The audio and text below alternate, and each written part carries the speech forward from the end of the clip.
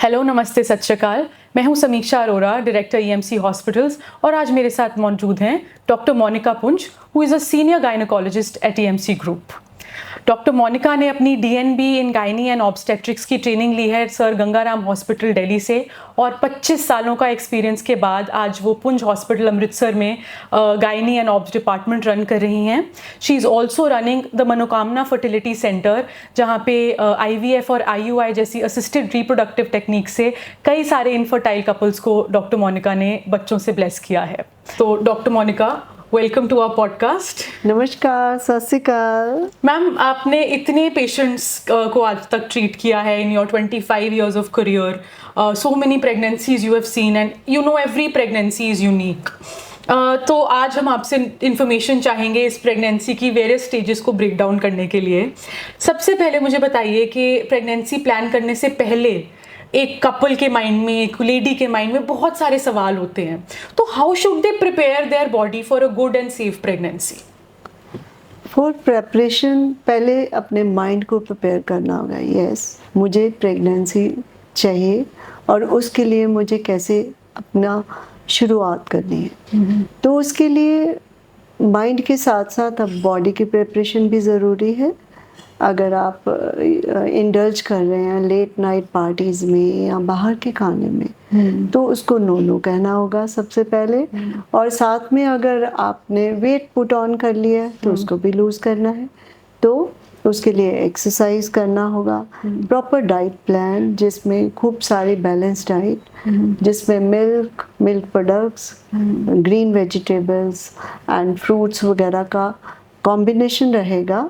और उसके साथ साथ अगर आपने वेट पुट ऑन किया तो उसको रिड्यूस करना होगा। You can join some gym और योगा और समथिंग। ऑलराइट मैम, क्या ऐसी कोई ब्लड रिपोर्ट्स या कोई इन्वेस्टिगेशंस भी रहती हैं जिनसे पता लग जाए कि बॉडी रेडी है प्रेगनेंसी के लिए या नहीं रेडी है? यस, सबसे पहले हमें अनीमिया काफ़ी कॉमन है इंडिया में, तो उसके लिए कंप्लीट ब्लड काउंट कराना होगा। अगर कोई हिस्ट्री है डायबिटीज़ की तो रैंडम ब्लड शुगर करा ले। थायराइड, प्रोलैक्टिन, इन टेस्टों की भी ज़रूरत रहती है। और एक और टेस्ट है रूबेला, जो कि कराना ज़रूरी है ताकि आने वाली प्रेगनेंसी के दौरान कोई अबॉर्शन का चांस ना रहे। अगर आपकी वैक्सीनेशन नहीं हुई तो रूबेला के अगेंस्ट हमें वैक्सीनेशन करवा लेनी चाहिए। मैम, आजकल हम देख रहे हैं यंग गर्ल्स में थायराइड जैसे इश्यूज भी बहुत कॉमन हो रहे हैं, तो जब आपके पास यंग गर्ल्स आती हैं ये प्रॉब्लम्स लेके और वो प्रेगनेंसी करना चाहती हैं प्लान, तो उस केस में फिर आप क्या स्टेप्स लेते हैं? पहले T3, T4, TSH करा के अगर वैल्यूज़ देखते हैं, थायराइड में अगर हमारा वैल्यू जो नॉर्मल लेवल रेंज के अंदर भी है, तब भी हम लोग उसको 2.5 तक ही रखना चाहेंगे। तो उसके लिए simple medication we can start, ताकि थायराइड का लेवल अच्छा रहे। और प्री कंसेप्शन लेवल पे हमें फॉलिक एसिड का भी ध्यान रखना होगा और मल्टीविटामिन्स भी शुरू करने पड़ेंगे। कई बार उनकी डेफिशिएंसी के कारण न्यूरल ट्यूब डिफेक्ट्स और अबॉर्शन के चांसेस रहते हैं, जिनको हमें कवर करके चलना होगा। राइट। तो इससे पता लगता है कि प्रेगनेंसी होने से पहले ही गायनी को मिलना बहुत ज़रूरी है, ताकि वो सही तरह से गाइड कर सकें कि बॉडी में क्या कमियां हैं, क्या मल्टीविटामिन शुरू करने की ज़रूरत है ताकि प्रेगनेंसी सेफ रहे।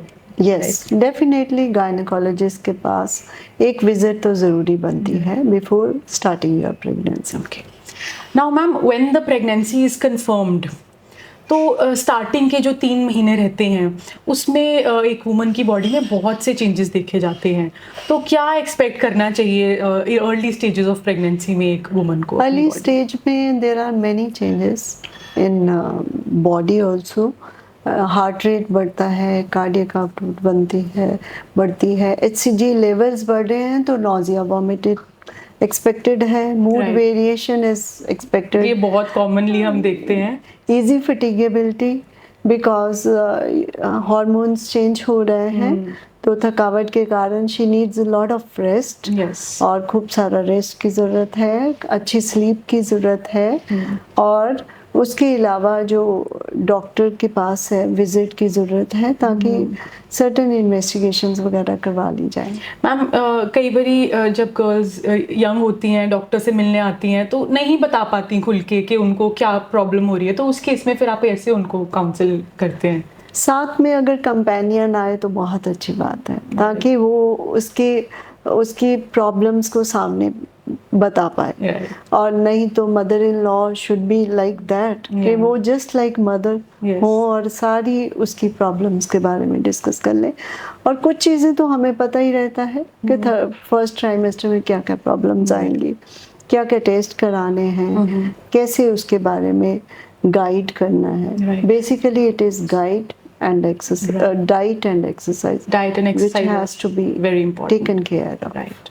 मैम आपने कहा कुछ टेस्ट्स भी आपने कराने होते हैं, तो वो कौन से रहते हैं फर्स्ट ट्राइमेस्टर के? कंप्लीट ब्लड काउंट कराना है, रैंडम ब्लड शुगर करानी है, सिफिलिस नाम की एक बीमारी है जो कि प्रेगनेंसी में गलत इफेक्ट देती है, तो उसमें VDRL टेस्ट और viral markers are very important because it is affecting many pregnancies. तो ये कराना है। उसके अलावा HB इलेक्ट्रोफोरेसिस भी कई बार कराना पड़ता है, तो कि सिकल सेल एनीमिया नाम की एक प्रॉब्लम रहती है जिसको हमें इसी ट्राइमेस्टर में रूल आउट करना, फर्स्ट ट्राइमेस्टर में। राइट। तो मैम आपकी बातों से भी पता लग रहा है कि जो प्रेगनेंसी है ना ही सिर्फ एक औरत के लिए बट पूरे परिवार के लिए कलेक्टिवली स्पेशल एक्सपीरियंस होना चाहिए और सबकी सपोर्ट बहुत मैटर करती है।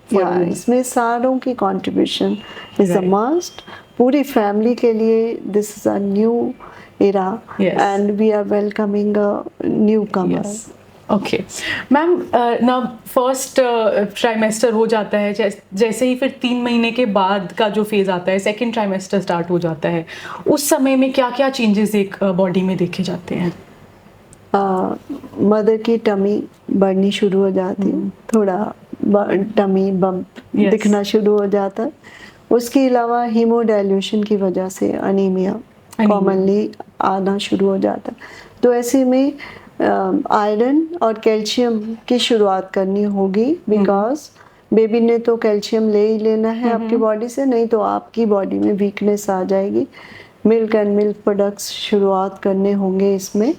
और क्योंकि पहले तो फर्स्ट ट्राइमेस्टर में खाने का नोजिया वॉमिटिंग की वजह से सही से हो नहीं पाता, तो इसमें खाने का ध्यान रखना है और स्कैन्स कराने होंगे to see the growth of foetus inside the womb. तो ये सब कराना होगा इसी ट्राइमेस्टर में। और सर्टेन इन्वेस्टिगेशन जैसे कोई ब्लड शुगर लेवल्स देखने होंगे, कहीं डायबिटीज तो नहीं हो रहा, ब्लड प्रेशर चेक करना होगा कि कोई हाइपरटेंशन की तरफ हेडिंग तो नहीं हो रही। तो इन चीज़ों का ध्यान रखना होगा। मैम आजकल सारे यंग कपल्स को ट्रैवलिंग का बहुत शौक है और एक टर्म आ रही है बेबी मून के, बच्चा पैदा होने से पहले अपना एक हनीमून कपल करना चाहते हैं, बट क्या ट्रैवलिंग सेफ है प्रेगनेंसी में? ये बहुत ही बड़ा क्वेश्चन रहता है हमेशा कपल्स के माइंड में, इसको क्लैरिफाई कीजिए प्लीज। फर्स्ट ट्राइमेस्टर में तो यस, ट्रैवलिंग नहीं करना चाहिए। और अगर आपने सेकेंड हनीमून पे जाना है तो this is the second trimester is the right. Okay, you can always plan second honeymoon in this period and traveling is quite safe during this trimester. Right. Okay. So all the couples who are planning for their honeymoons or baby moons can go in the second trimester as per Dr. Monica Punj. Ma'am और भी कई सवाल रहते हैं लोगों के मनों में, जैसे कि एक्सरसाइज करनी चाहिए या कंप्लीटली रेस्ट करना चाहिए, इसके बारे में आप क्या जवाब देंगे? इट डिपेंड्स कि आप फर्स्ट ट्राइमेस्टर से पहले क्या कर रहे थे। अगर you were doing some yoga और some exercise you will continue with the same. उसको बंद करने की कोई ज़रूरत नहीं है। ठीक है। और अगर आप पहले कुछ नहीं कर रहे तो अब हल्की फुल्की वॉक तो शुरू करनी बनती है। एवरी मील के बाद you should walk so that आपके डाइजेशन अच्छा हो जाए। जो आपको अपर एब्डोमेन में पेन रहता है, जहाँ थोड़ा नोजिया रहता है, तो वो इजीली हैंडल हो जाए और आपका बॉडी का बेसल मेटाबॉलिक रेट भी बढ़ जाए सो दैट आप जो जो खाएं जल्दी जल्दी पचाएं। राइट। तो एक basic level of activeness maintain करना ज़रूरी है। राइट। ओके मैम, ड्राइविंग को लेके भी बड़ा डाउट रहता है मन में कि क्या प्रेग्नेंट लेडीज़ खुद से गाड़ी चला सकती हैं या नहीं चला सकती, उसको प्लीज़ क्लैरिफाई कीजिए। समीक्षा, आजकल की फीमेल सारी 90% वर्किंग है। एब्सोल्युटली, ऐसा हो नहीं सकता कि वो ड्राइविंग बंद कर दें। बिल्कुल। अगर पहले से ड्राइविंग कर रही हैं तो we should not stop it, क्योंकि इससे ही वो अपनी प्रेगनेंसी को हेल्दी वे में हैंडल कर सकती है। यस, तो बस थोड़ी सी कुछ बातों की ध्यान रखना, रैश ड्राइविंग नहीं करनी, ओवरटेक नहीं करना, Right. और एक स्टेडी ड्राइविंग करनी ज़रूरी है। Okay, thank you so much for that clarification ma'am. एक और मैम, कपल्स के माइंड में बहुत बड़ा क्वेश्चन रहता है कि क्या वो प्रेगनेंसी के ड्यूरिंग एक इंटीमेसी और एक रिलेशन मेंटेन कर सकते हैं? What is your advice? Intercourse कोई अवॉइड नहीं करने की ज़रूरत। अगर कोई पुरानी हिस्ट्री रही है कि कोई प्री टर्म लेबर रहा तो yes, you must avoid it. Otherwise intercourse करने में कोई गलती नहीं है, आराम से तुम रिलेशन को मेंटेन कर सकते हो। इनफैक्ट थर्ड ट्राइमेस्टर में जब आप लेबर पीरियड के दौरान जा रहे हैं उसके पास, तो ऐसे में माना जाता है कि अगर आप इंटरकोर्स करते हैं तो ये स्मूथ डिलीवरी में हेल्प करता है। Wow, I didn't know that. Thank you so much ma'am. Ma'am, एक और चीज़ बताइए, कई बारी बड़े लोग भी कहते हैं कि बच्चा पेट में सब बातें सुन रहा है, तो क्या प्रेगनेंसी के ड्यूरिंग अपने टमी में जो बच्चा है उससे बात करनी चाहिए? क्या वो हमारी बातें सुन रहा है? इसके बारे में क्या मेडिकली कहा गया है? यस समीक्षा, 18 वीक्स ऑनवर्ड्स बच्चा आपकी बात सुन रहा है तो उसको कहते हैं गर्भ संस्कार। जो संस्कार आप अपनी बच्चे को बाद में डिलीवरी के बाद देना चाहते हैं तो उनके बारे में बात अभी से शुरू हो जाए। आप उसके साथ हंसे खेले, माई बेबी इज़ हेल्दी, ऐसे बात करें। और कई बार अकेले रूम में बैठ के उससे खूब सारी बातें, now you are happy, you are healthy. Not only mother, आपके अपने हस्बैंड को इन्वॉल्व करें, जो आपका अगर सेकेंड प्रेगनेंसी है तो अपने बेबी को, फर्स्ट बेबी को भी आप इन्वॉल्व कर सकते हैं। उसको बेबी को घूमते हुए चलते हुए दिखा सकती हैं और फील भी करा सकते हैं।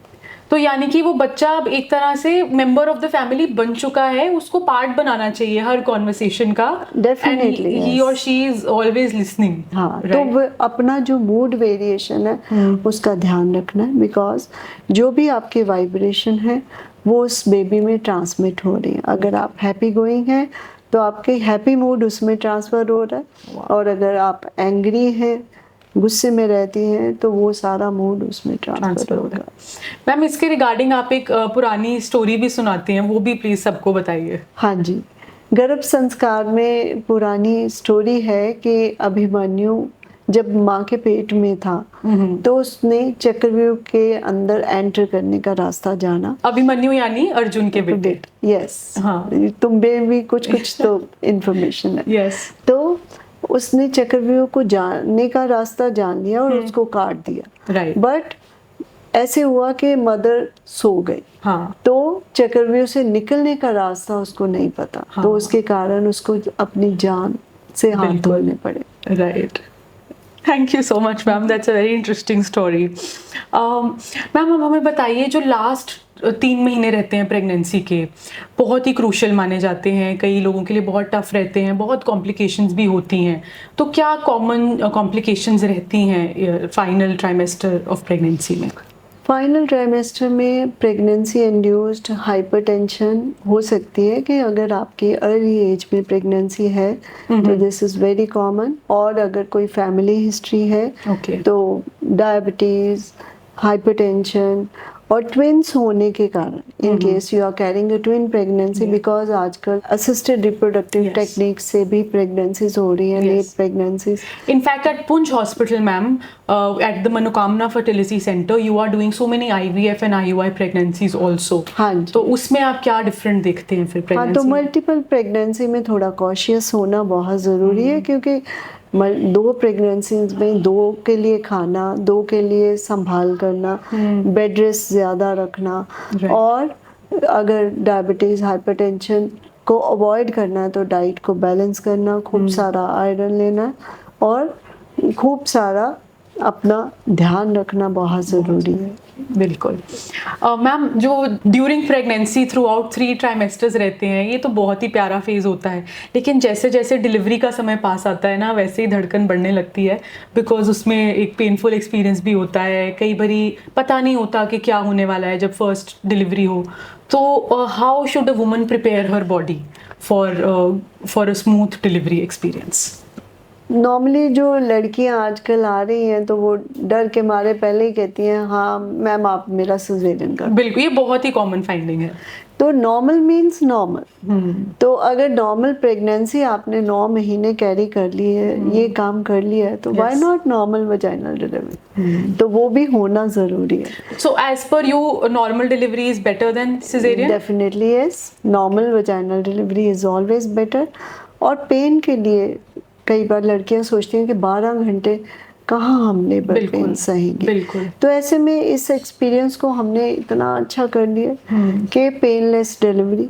पुंछ हॉस्पिटल में आप बहुत कॉमनली पेनलेस डिलीवरीज कर रहे हैं। हाँ, तो इतना अच्छा एक्सपीरियंस है, लड़कियां हमें इतना याद रखती हैं बाद में भी कि मैम ने 12 घंटे की जो लेबर पेन्स थी उसको एक नाइटमेयर नहीं, उसको एक गुड ड्रीम बना दिया। और इतना अच्छा एक्सपीरियंस रहता है कि वो कभी भी इससे डरती नहीं। मैम, साइंटिफिकली इसके कोई नुकसान तो नहीं है इस एपिड्यूरल के बेबीज के लिए? कई बारी बुजुर्गों के मन में रहता है कि नहीं, एपिड्यूरल नहीं लगवाना, बच्चे को हार्म होगा, उसकी क्या ऐसा कुछ नहीं है, एपिड्यूरल लगवाने का कोई हार्म नहीं है। हमने देखा है ओवर द टाइम पीरियड बहुत सारे लोगों का पेनलेस डिलीवरी हुआ है एपिड्यूरल से।